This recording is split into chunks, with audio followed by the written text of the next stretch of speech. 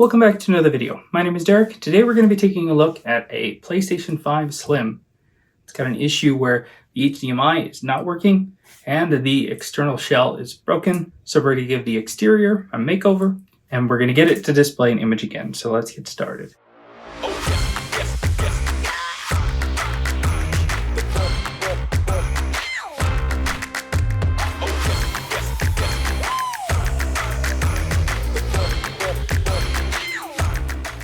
This PS5 Slim has seen better days.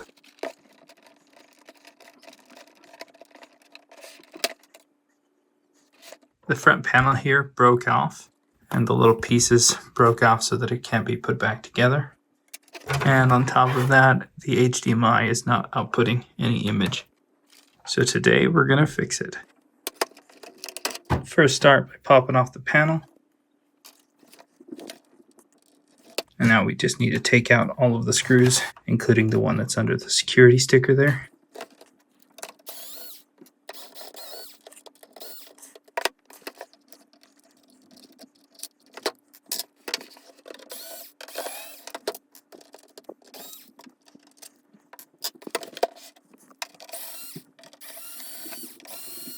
Make sure you keep them in order, as there's a variety of different types of screws.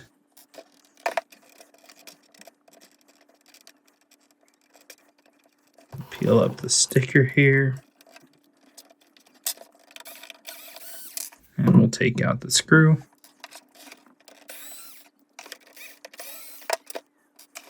Take out the 4 screws that hold down the fan.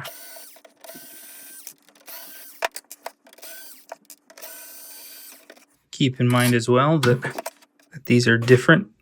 There are, in fact, 3 different types of screws right there. The short one, the long one, and the 2 fine threaded ones. Got a little sticker here covering up the fan connector. We'll pop that off and set it aside for later. And we'll pull up and disconnect gently the fan connector. And then we can pull out this fan, which appears to be pretty dirty. You'll want to definitely clean this out before we put it back together. And it looks like the inside is pretty dirty as well. Take a Phillips and we'll take out the screw here that covers up the slot. And then we can pop off this part. And we definitely got some things to clean out in here as well. Now for the long, arduous process of removing every single one of these little silver screws that goes all the way around the border.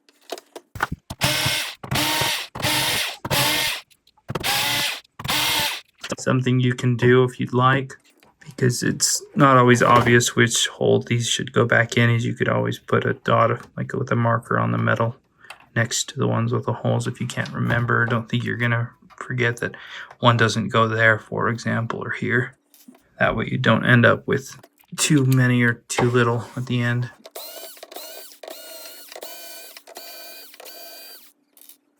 We'll throw that away. This dust devil as well.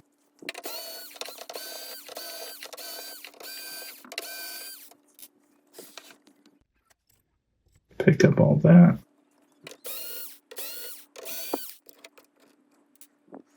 There's a little hidden one right here.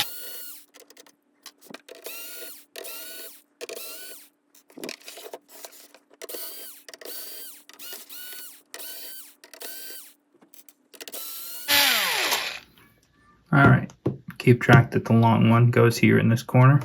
Take this off, push down on the metal part, and then we can pull out the big flex.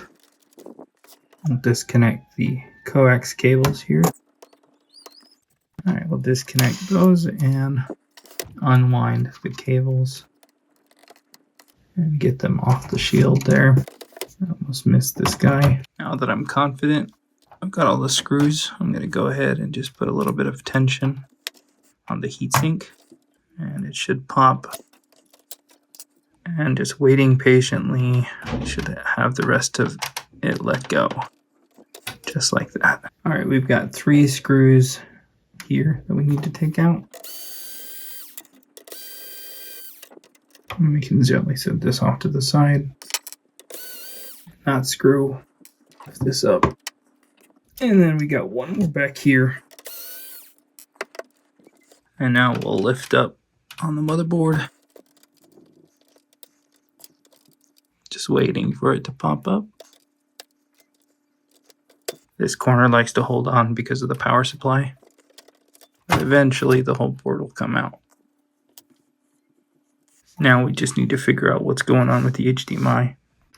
Looking at it, it looks like some of the pins just got popped loose. You see how they move when I touch them? Yeah, that's not good. Let's go under the microscope real quick. Alright, looking at them under the microscope, clearly see that basically all of them, maybe a few, have but broken loose. There's two ways to go about doing this repair. I could replace the whole HDMI, but this actually looks really intact. It just looks like we got a bunch of broken pins. And I don't think they pulled any of the pads below them, but we'll go ahead and reinforce all of these legs with some solder and then test to make sure that they're secure.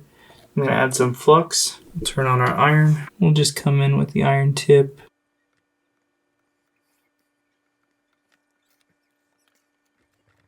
Take a little bit of solder, and what I'll do is we'll just add a little bit of each one of the legs. In the process, making sure that they all go back and lie flat on the pad.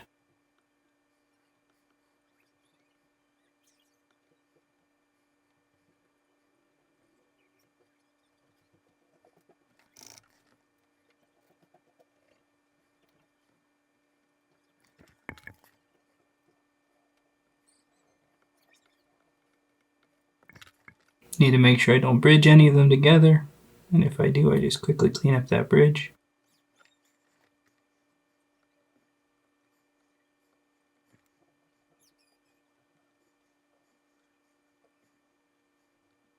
It's always a little awkward to work around this little capacitor here. If I were replacing the HDMI, I wouldn't need the iron like I'm doing right now. Using my rework station, I would just simply flow a new one into place and I wouldn't have to worry about touching up the pins. Because this HDMI is still a good part, it's just got yanked. I'm just going to reuse it. The pins didn't get damaged. The pads look intact. As the saying goes, if it ain't broke, don't fix it. This kind of applies here in this scenario.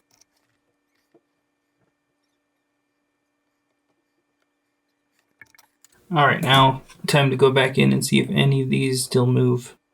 That one's good, that one's good, that one's good. Good. So far, no movement out of any of them. That looks good. Coming with some isopropyl alcohol and brushing the cloth, and we'll clean up all of the burnt flux.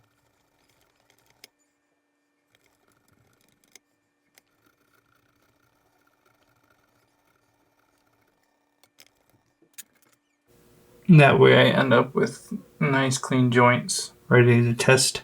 Alright, after applying new liquid metal, we'll go ahead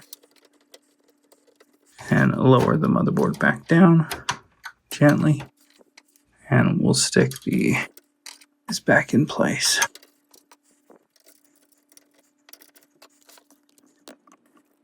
And we'll tighten it down. Along with the two screws that go on the motherboard. They're easy to find because there's a gold arrow next to them. Alright, and did a pretty nice clean on the inside as well. There's a little bit of dust in there, but nothing crazy. Alright, we'll stick back the heatsink.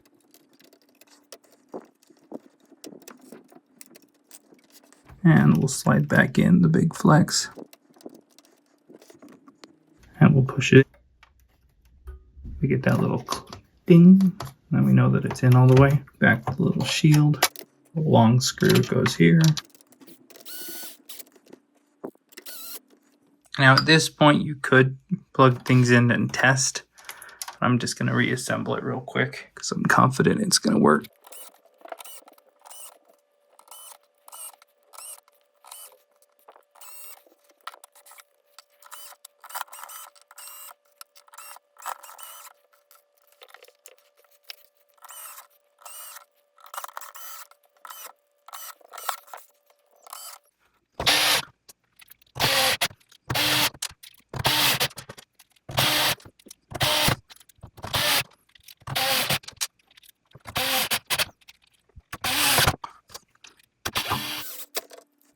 the last one. There.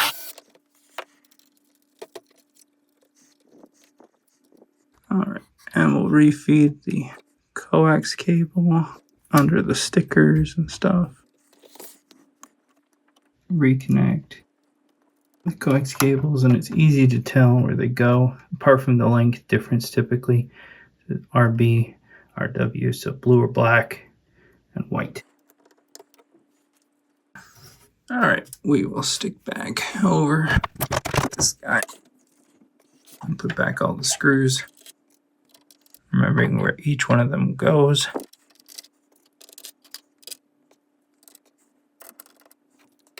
And we'll tighten them down. Push that sticker back down.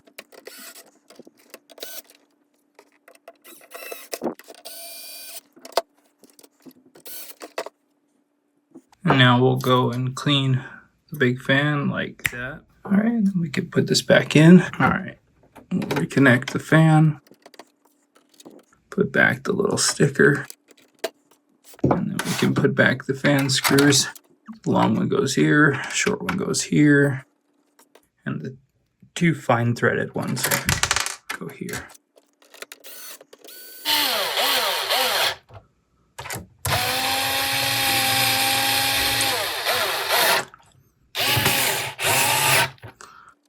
The door there and the screw. And now for the fun part. We're going to replace the entire front and back covers.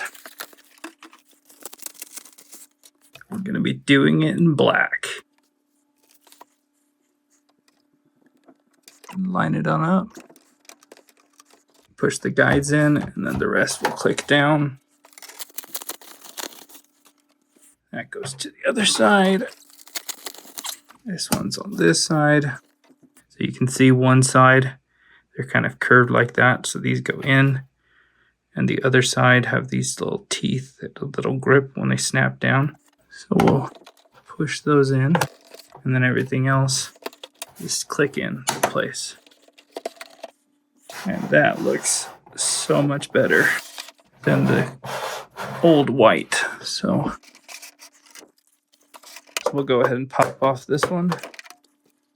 I could probably clean that up nicely, and for if anyone else breaks one. Go ahead and wipe down the dust that's on this side. Go ahead and push those on in.